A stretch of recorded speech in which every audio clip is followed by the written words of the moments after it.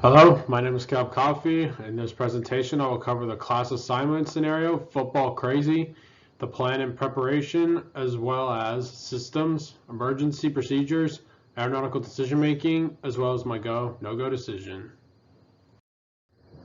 In this week's scenario, myself and my two friends, Bob and Jim, are planning a trip from Minneapolis, Minnesota to Dallas, Texas to watch the Cowboys play the Vikings.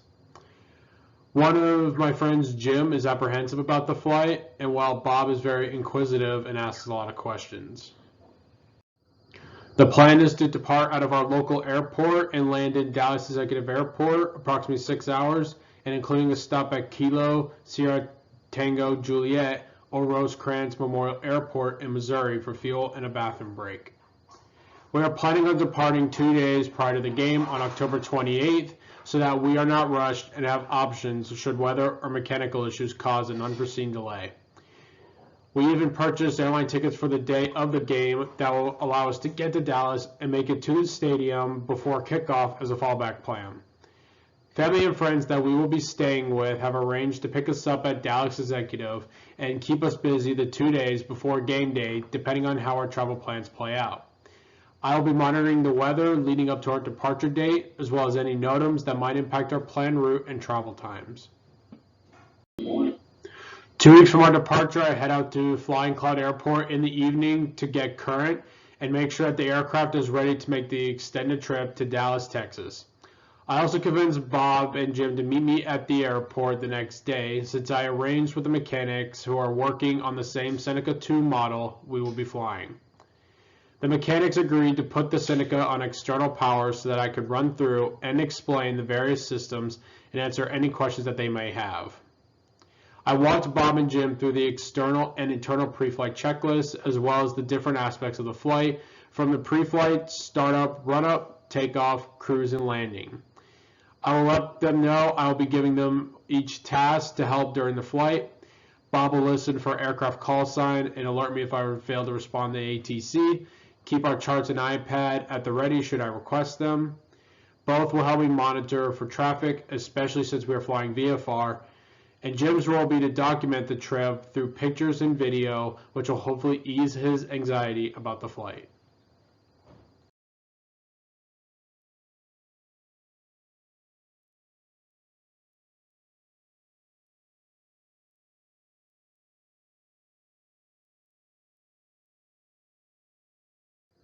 Since I've never flown to Dallas before, and because of the game traffic going into Dallas Executive is going to be particularly busy before and after the game, to reduce any potential stress, I visited internet sources such as Google Maps with satellite view, AirNav, and reference 4Flight as a part of my preparation. I also have a personal flight simulator, which has very realistic renderings of the Dallas Executive Airport area. And while I can't log the simulator flight time, it does give me a realistic view of the surrounding airport area and the ability to practice landings on runway 13 and 31, as well as identify various compulsory reporting points shown on the sectional chart.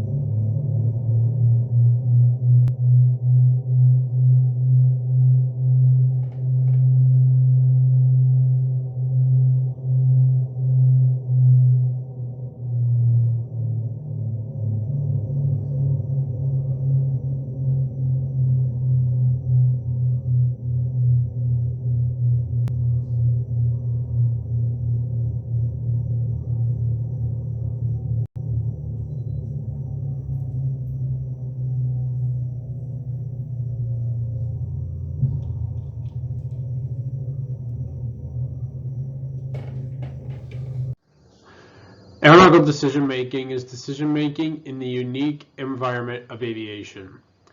It is a systematic approach to the mental process used by pilots to consistently determine the best course of action in response to a given set of circumstances.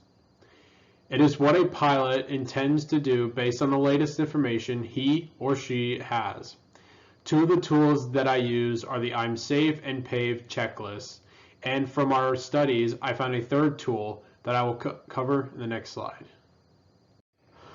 As a part of my go, no-go aeronautical decision-making process, I use the flight risk assessment tool before our flight, and based upon my response to this, the I'm safe and paved checklist, the decision is to proceed with the flight. With my friend who wants to see what everything does in the aircraft, in this scenario, I would take him out to the aircraft and show him the pre-flight, the pre-takeoff checklist, and show him what is required. For the exterior of the aircraft, we will check to make sure that the fuel quantity is good in both fuel tanks. To do that, we would unscrew the cap, check to make sure that the fuel's good to go. Then we'll make sure the cap is secure and tight, and check the drains and vents under the wings to make sure they are clear from any obstructions such as dirt, mud, etc. Next, we'll make sure the cross-feed drain is closed, so that way there's no fuel to leak out of the drain. Check both engines for any obstructions. Checking the oil with the dipsticks, checking the level, make sure we have a minimum of at least 6. I would put in an extra quart if I had one on me. And then next, we're checking the alternator belts to make sure they are secure. And next, we're going to check the props, make sure the props don't have any nicks in the blades. Making sure there's no oil leaking. And then we're going to check the exhaust systems, making sure they're clear. The cowl flaps, leaving them open, checking all the nuts and bolts, making sure they're all connected, so that way if we had to close the cowl flaps, we'd be able to close them. Surface and controls, making sure they are they have no dents, that they are in perfect condition for flying. Pitot and static ports, making sure there's no obstructions in the holes there. Checking the de-icing equipment. Our de-icing equipment is not working on our aircraft, and since we removed the electric windshield panel, it is not certified for known icing conditions. Then we're going to check the gear, tires, and brakes, making sure that the tires are in good condition, making sure there's no oil leaking from the brake lines, and checking the brake pads and the rotor discs. Checking the antennas, making sure they are on properly and secure and not about to come off. The baggage doors, making sure they are secure and locked in the proper positions.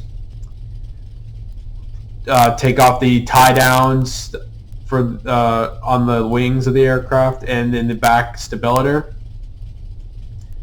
And doing a final walk around, just double checking everything and making sure everything's good to go. For the interior of pre-flight phase of the checklist, I would give him a passenger brief if we were taking this flight, making sure we're getting the hobs and tack time. There's 2 tack times for each engine, and there's only 1 hobs time. Making sure the circuit breakers are in, make sure ones are popped out. If they are, we're going to put them back in, make sure the electrical equipment is working. And if it's not, it'll pop back out, and that means that system is in op.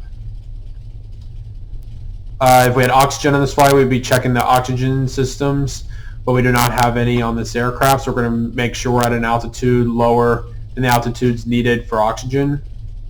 Making sure the ELT is armed, emergency locator transmitter to the left here.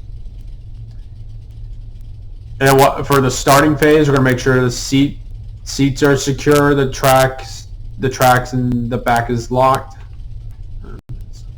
For the initial part of the pre-flight checklist, we would have had all weather, density, altitude, weight and balance, performance requirements completed. And if we were flying IFR, we would have had a flight plan filed. For the documents that are required on the aircraft, we would have the airworthiness certificate, registration, operator's manual, and the weight and balance sheet. Starting off, we're going to make sure the magnetos are turned off, and we have this cover here to make sure we don't accidentally bump a magneto during flight. Next, we'll make sure mixtures are full lean. On the simulator, they're full rich for now, but we would have them full lean if we were doing the real check. Cross feed drain is behind the right pilot seat, and we make sure fuel would come through those drains.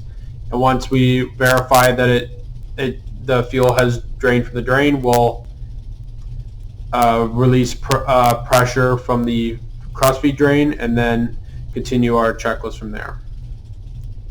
Pitot static drain. The pitot tube is on the left, under the left wing, and we would check the drain behind the drain is behind at the back of the pitot tube. Gear lever, making sure it is down. If it was up, we have a squat switch on the left main gear to prevent it to prevent the gear from coming up, and it would also give us the gear warning alert. Flaps will extend with the flap lever in the middle here. We would extract it to full 40 degrees of flaps, and we would check making sure the flaps are in good condition. And then once we verify that the flaps are good to go, we'll retract the flaps and bring it back to 0. Next, we're going to turn on the master switch, which is on the left here. This red switch right here. We're going to make sure that the landing gear lights show 3 green behind the throttle here. Make sure they're 3 green. Next, we are going to check the stall vanes on the left wing. So to do that, we push them up, and then we should get a beeping sound if they are working properly. The one closest to the fuselage is for flap setting of 25 to 40 degrees, and the one furthest away from the fuselage is for flap setting of 0 to 10 degrees. Next, we're going to check the interior and exterior lights. We have the light panel here, and we have the lights for the panel on the left here, and we're going to make sure all those are working. Once we verify that those are good to go, we're going to turn them all off and check the fuel gauges to make sure they are true. Once we clarify that that is all good to go, then we're going to turn off the master switch as the initial part of the pre-flight checklist.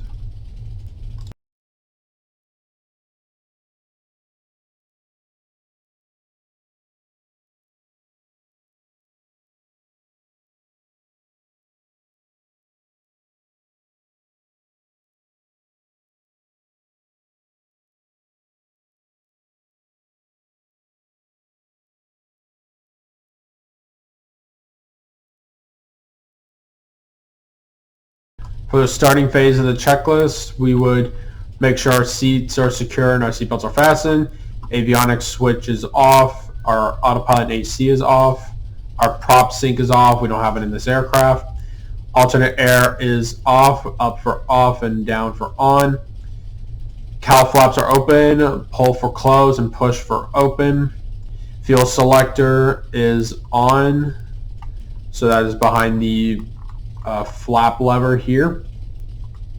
Can't see it, but it is behind the flap lever in between the left and right pilot seats. Having our feet on the brakes, which is the top of the rudder pedals here. We would use our toes to put pressure on the brakes. making sure mixtures are full rich when we're starting the engines. We would do them one at a time, but for the purpose of demonstrating how to my friend the procedures, I'm just going to do it as if I were starting both in this case. So mixtures rich, prop full forward, throttles are at half, prop area is clear, alternators are on. We have the master switch here. We turn the master switch on. Beacon will be on. Fuel pump is off. Magnetos are on. Prime is required. Right engine is 5 seconds. Left engine is 10 seconds. Hit the starter for the engine we are starting. So right for the right engine and left for the left engine. Be checking oil pressure, making sure it's in the green. We'll turn the lights on as required. Mixture, we're going to lean back about halfway.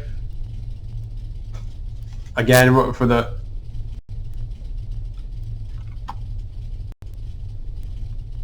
initial part of the pre-flight checklist, we would have had all weather, density, altitude, weight and balance, performance requirements completed. And if we were flying IFR, we would have had a flight plan filed. For the documents that are required on the aircraft, we would have the airworthiness certificate, registration, operator's manual, and the weight and balance sheet. Starting off, we're going to make sure the magnetos are turned off, and we have this cover here to make sure we don't accidentally bump a magneto during flight. Next, we'll make sure mixtures are full lean. On the simulator, they're full rich for now, but we would have them full lean if we were doing the real check.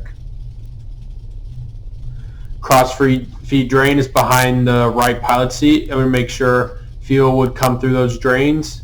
And once we verify that the fuel has drained from the drain, we'll release pressure from the cross feed drain, and then continue our checklist from there.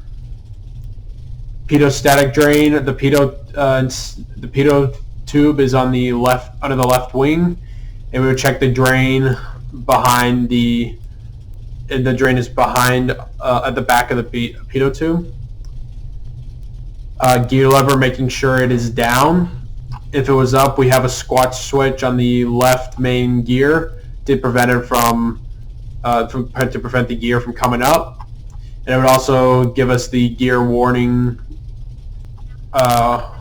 alert. Flaps will extend with the flap lever in the middle here. We would extract it to full 40 degrees of flaps, and we would check making sure the flaps are in good condition. And then once we verify that the flaps are good to go, we'll retract the flaps and bring it back to 0. Next, we're going to turn on the master switch, which is on the left here. This red switch right here.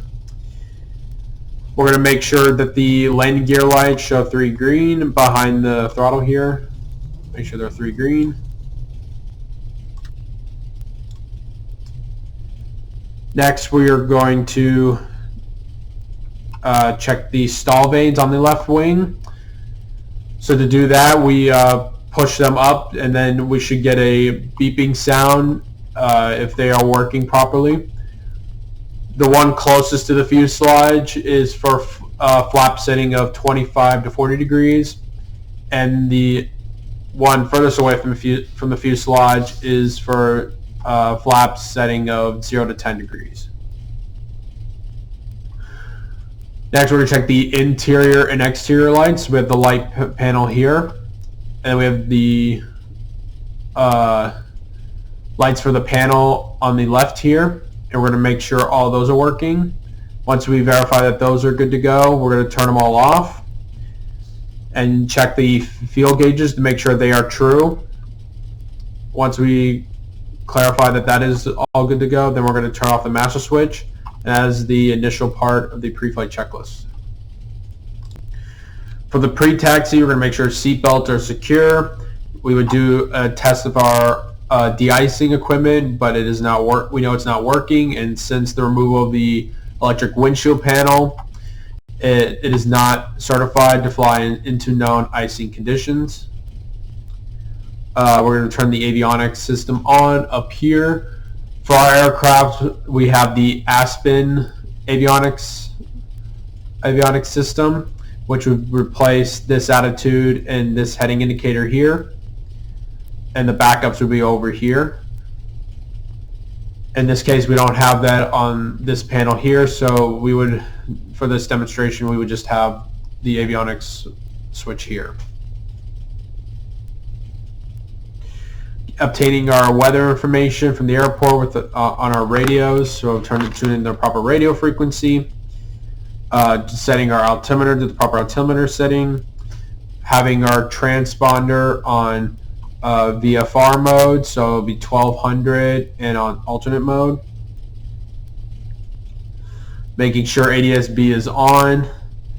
Radios test are working.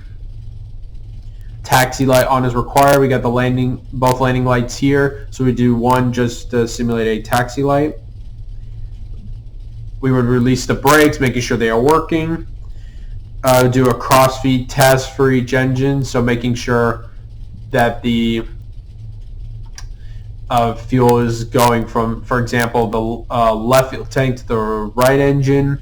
They would do the same, making sure the right fuel tank is draining fuel to the left engine, and then we would bring them back to on once we were finished doing that test, but we would do them at once, not at the same time. Attitude indicator test, make sure it is working. Turn coordinator test. We're going to do, so as we're taxiing down on the taxiway, we're going to do our instrument checks, and we're going to move turn the aircraft left or right just barely, making sure our attitude indicator is moving properly. Our turn coordinator is turning the direction we're turning, and the ball in the center is moving freely. And our heading indicator is aligned with our compass, and that is moving as we're turning as well.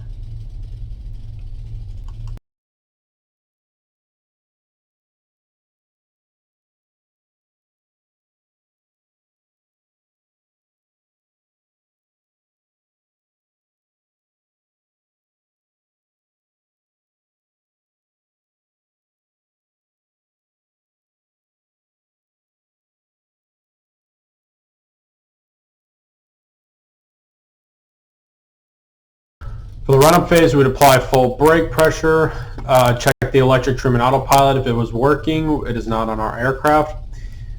Trim, there's a trim wheel behind the flap lever here that we make sure is in the takeoff position, and it is in between the right and left pilot seats. We would check the flight controls, move them right, left, back, and forward, making sure the elevator and the ailerons are working. And then with the heels of our feet, we would check the rudder and making sure that's good as well. Once again, checking our instruments, making sure they are set and good to go. We'll check the manifold lines drain, which is under the manifold gauge here. Hold that, push the drain for about 3 seconds and watch it increase the manifold. Then once we release pressure, it'll go back to our set pressure. Next, we're gonna make sure it's full rich, making sure throttle's that the throttle's up and the RPM is at 1,000. Do a feather test with each engine, which is bringing the blue knob all the way back, watching a decrease in RPM, and then watch it come back to our indicated RPM, bring it back, and watching for that rise.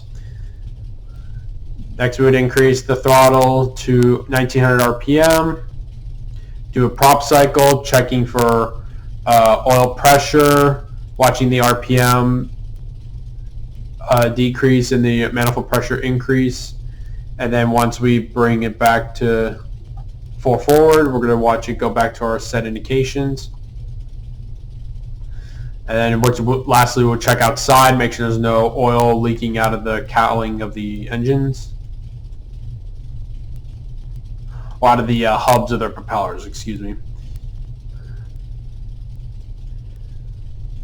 Next, we will do an alternate air test. So pull it down for on and up for off, making sure there's no change.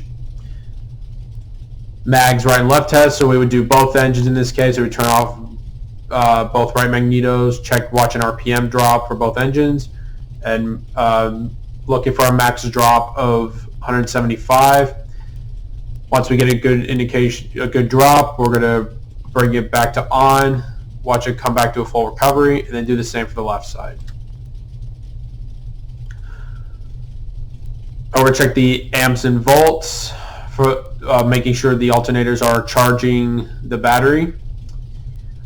And we would do an alternator test, so we would turn off the start with the left or right, watch the indication go down for the left amp and volts indicator, and then look at the right one and watch an increase, making sure the right one is taking the full load. They would turn it back on, make sure they're even, and do the same on the right side. Next, we would checking oil pressure and oil temperature, making sure they're in the green. Do an annunciator light test, making sure those lights are working. They are working. And we bring the throttle back to idle, and lean out the mixtures once again. And then I would discuss with my friend the takeoff, climb, and cruise phases of flight. After I have gone over the takeoff briefs, and next I will be covering what we would discuss in the takeoff briefs should we have an engine failure on takeoff or on the runway. Our plan was executed without incident, and we didn't have to use our backup plan on the way there. Proper pre-trip planning, incorporating automation, and leveraging Bob for traffic avoidance, reading checklists out loud, and assisting with navigation helped lessen my workload. Jib was content in the back to take pictures and listen to the music. The aircraft orientation at the FBO 2 weeks before really seemed to calm his anxiety over the trip. Weather along our route is marginal VFR, so we are going to stay in Dallas and sightsee an extra day for more favorable weather tomorrow. Thank you for watching my presentation.